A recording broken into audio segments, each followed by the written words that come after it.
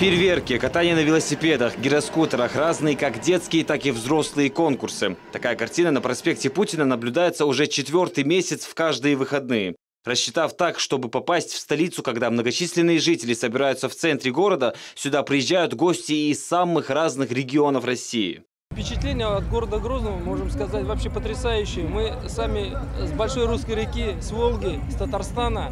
Впечатления самые радостные. Город очень красивый, народ яркий. В эти выходные гости и жители столицы могли наблюдать за чеченскими национальными танцами. Все проходит в соответствии с народными обычаями. Естественно, это не могло не заинтересовать зрителей. Нам очень понравилось. Хотелось самим пуститься в пляс. Но не совсем знаем правила этого танца. Думаю, вдруг что-нибудь напортим. А так очень хотелось спуститься в пляс.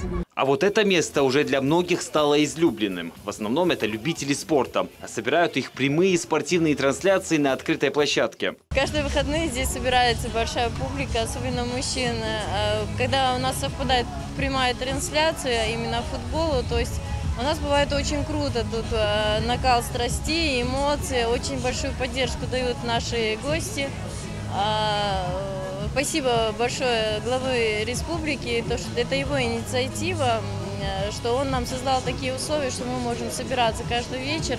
Такие приятные вечера, когда можно вместе с родными и близкими весело провести время, становятся уже полюбившейся всем традицией. А для поддержания хорошего настроения тысячи горожан организаторы каждый раз стараются придумать что-нибудь новое и интересное.